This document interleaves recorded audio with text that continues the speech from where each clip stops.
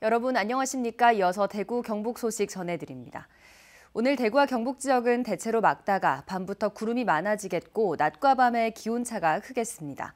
아침까지 내륙에 가시거리 1km 미만의 안개가 끼는 곳이 있겠고 낮에도 연무가 끼는 곳이 있겠습니다. 오늘 아침 최저 기온은 대구 5.1도, 구미 3도, 안동 0.5도를 기록했습니다. 낮 최고 기온은 대구 22도 등 16도에서 23도로 일교차가 10도에서 15도로 크겠습니다. 내일 오후부터 대구 경북 지역에 비가 내리기 시작해 모레 오전까지 이어지겠습니다. 예상 강수량은 경북 북부 동해안은 5에서 10mm, 그 밖의 지역은 5mm 안팎입니다. 대구의 코로나19 하루 확진자가 처음으로 14,000명을 넘었고 사망자도 가장 많았습니다. 대구시는 중증 환자를 위한 병상을 추가로 확보하고 있지만 그 속도만큼 중증 환자도 빠르게 늘어 병상 가동률은 점차 한계 상황으로 치닫고 있습니다. 손은민 기자입니다.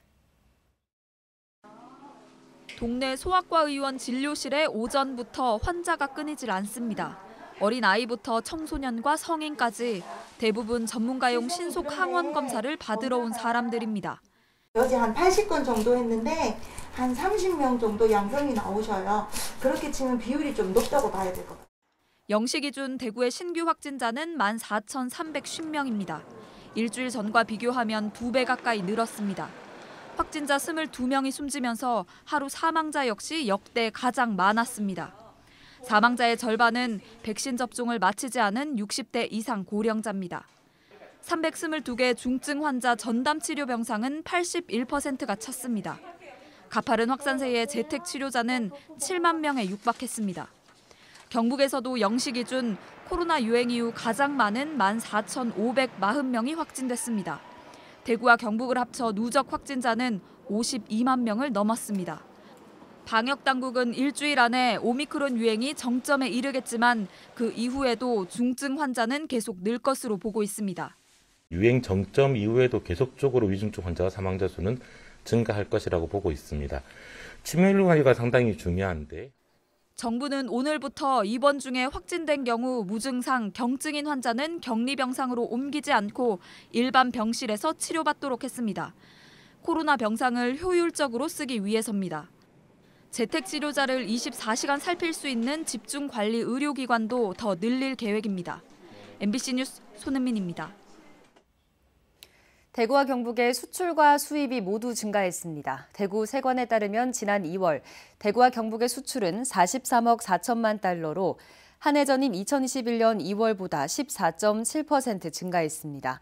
수입도 22억 2천만 달러로 45.9% 증가해 무역 수지는 21억 2천만 달러 흑자를 기록했습니다. 수출 품목별로는 대구는 화공품과 직물, 경북은 화공품과 철강 제품, 전기 전자 제품이 강세를 보였습니다.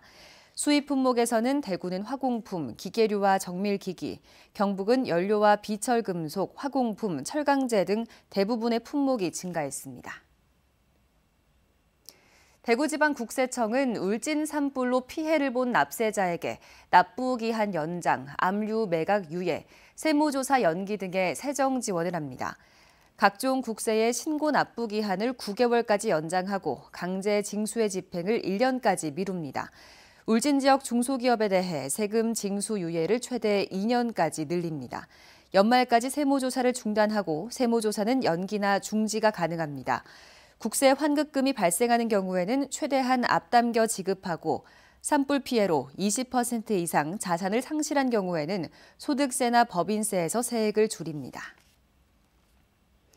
대구시는 다음 달부터 카카오 내비 사용자들에게 신호등이 바뀌는 시간을 알려주는 서비스를 제공합니다. 대구시는 2020년 11월 경찰청과 도로교통공단과 함께 교통신호 정보 개방 등 미래교통 기술 개발을 위해 협약한 뒤 관련 장비를 갖춰왔습니다.